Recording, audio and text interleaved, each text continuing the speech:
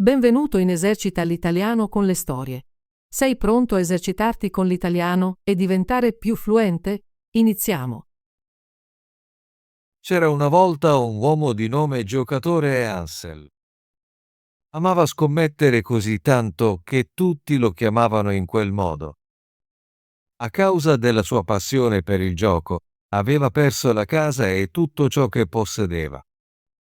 Il giorno prima che i suoi creditori venissero a prendere la casa, il Signore e San Pietro si presentarono da lui e gli chiesero se potevano restare la notte.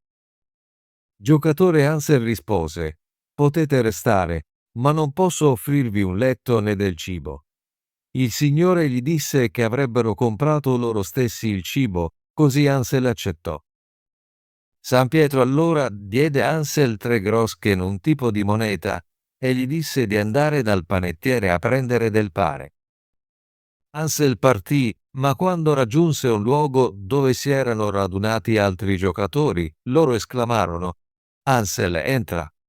Anche se avevano già vinto tutti i suoi soldi, lui non riuscì a resistere e andò dentro. Finì per perdere anche i 3 groschen.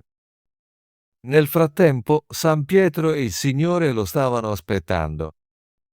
Quando Ansel impiegò troppo tempo per tornare, andarono a cercarlo. Quando Ansel tornò, fece finta che i soldi fossero caduti nel tombino, mentre li cercava, ma il Signore sapeva già che li aveva persi giocando. San Pietro gli diede di nuovo 3 groschen e questa volta Ansel non si lasciò distrarre. Prese un pane per loro. Il Signore allora chiese se avesse del vino e Ansel rispose: «Oh no, le botti sono tutte vuote». Ma il Signore gli disse di controllare nella cantina, perché c'era ancora del buon vino. Inizialmente Ansel non gli credette, ma alla fine scese e, con sua sorpresa, il miglior vino cominciò a scorrere. Lo riportò su e i 3 passarono la notte insieme. La mattina successiva, il Signore disse al giocatore Ansel che poteva esprimere 3 desideri. Il Signore pensava che Ansel potesse desiderare di andare in paradiso. Ma invece Ansel chiese un mazzo di carte che lo aiutasse a vincere, dei dadi che lo aiutassero a vincere e un albero che producesse ogni tipo di frutta, dal quale nessuno potesse scendere fino a quando lui non dicesse di poterlo fare. Il Signore soddisfò tutti i suoi desideri e poi partì con San Pietro. Immediatamente, giocatore Ansel cominciò a scommettere seriamente e presto vinse metà del mondo. San Pietro disse al Signore: «Non può continuare. Lui vincerà tutto e tu perderai l'intero mondo. Dobbiamo mandare la morte da lui». Quando la morte arrivò, giocatore e Ansel era seduto al tavolo da gioco. La morte disse: «Ansel, vieni fuori un momento». Ma Ansel rispose: «Aspetta che il gioco sia finito e per favore arrampicati su quell'albero e raccogli un po' di frutta da mangiare lungo la strada». Così la morte salì sull'albero.